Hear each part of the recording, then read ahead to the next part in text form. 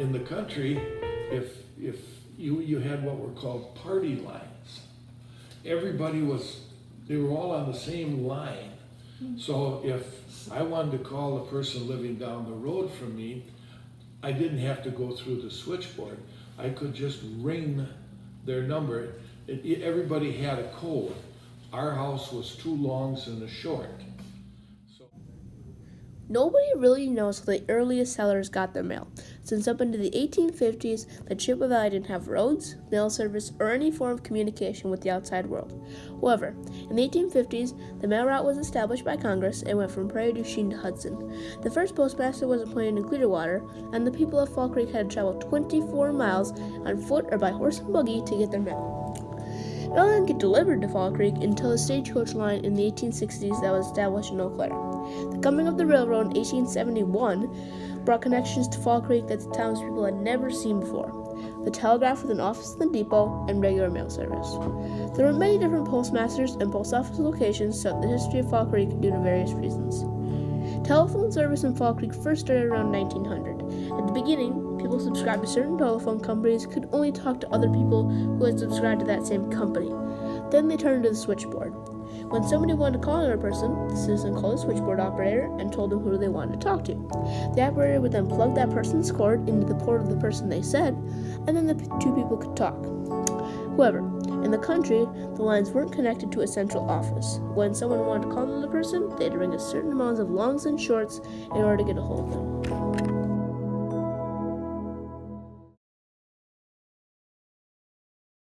Machines have helped humanity in so many ways. They've helped us with transportation, construction, work, farming, and much, much more, especially in Fall Creek.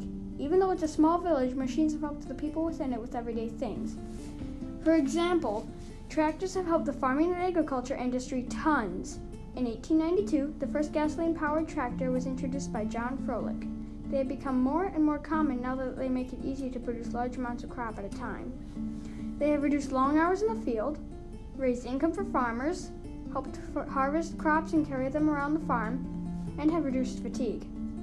Before tractors, people farmed big plots of land with a horse and plow. They also harvested with a sickle.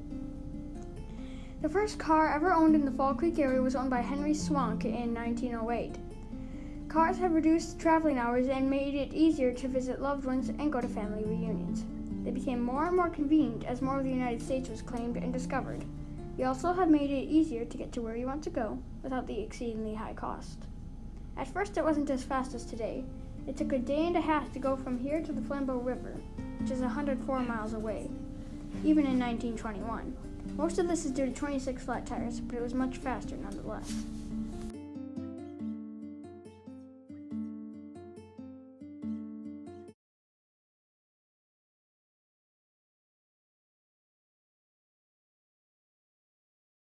The feather pens.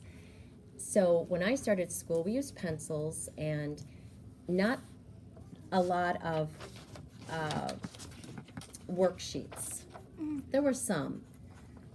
Then as I progressed through school, there was something called a ditto machine. Now a ditto machine was a machine that had purple ink, and if a teacher wanted to make their own worksheet, it would be like carbon paper. So there would be, the back one would be the purple, the ink, and then the next one would be the,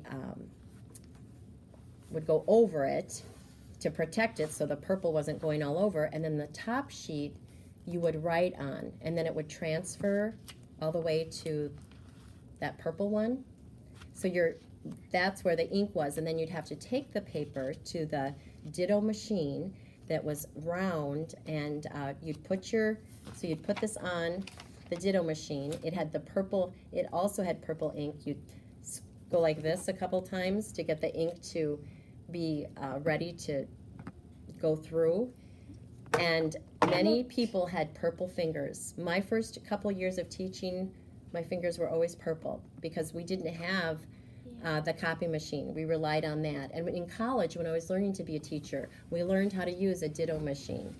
So that's a big technology, was when the photocopier became more prevalent in schools. Plus, then moving to be able to make Google Docs. That is just amazing.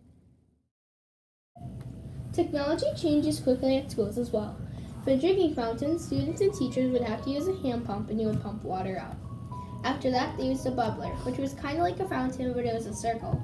Then people used regular fountains when the school got plumbing. By early 1900, lead pencils were able to be mass-produced and begin to replace the feather pen and ink being used in the classroom. For phones, if the teacher needed to call someone, there's only one phone in the whole school, and it was in the teacher's room. Now, there is a phone in every classroom.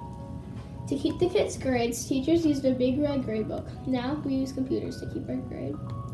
Then, when typewriters came in the 1880s, a lot of kids and teachers used typewriters. After computers came out, students and teachers used them for grades and other things. In the 1880s, in order to get the kids to school, parents used horse and buggy, or a lot of kids walked. By 1914, the school buses came out and a lot of kids rode the bus. In the 1930s, buses started to look more like the ones they look like today.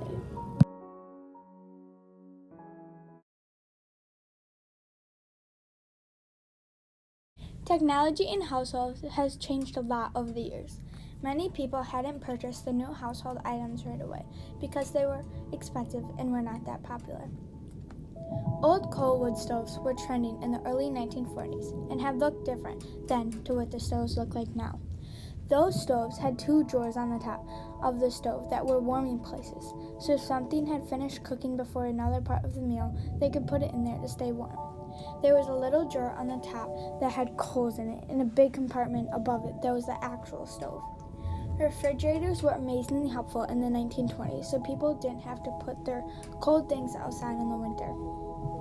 Refrigerators had an ice box on the top, so in the winter they could buy a block of ice to freeze things. People didn't have much in their fridge because they hadn't had much in there to store. Washing clothes back then was a long process. In the 1800s, they used a tub of hot water and soap to wash it, and then came a new type of washer. The new washer had 2 tubs of water. The first one to the right had soapy hot water, and the one to the left had plain water. In the middle was a wooden wringer that when you were done washing the clothes, you would wring them through the wooden wringer to get all the extra water out and put the clothes in the plain hot water. When everything was washed, they hung the clothes outside on the clothesline and let them dry. Everything had to be ironed because the fabrics would be stiff in the winter and clothes would freeze outside while drying. People used lamps and lanterns that had a little candle or a little light in it. A while later in years, a fluorescent light came out in the early 1920s. It was a really big thing to some people. It took some time to install, but they were still way easier to handle because they didn't have to light a candle or turn on a lamp. All they had to do was flip a switch.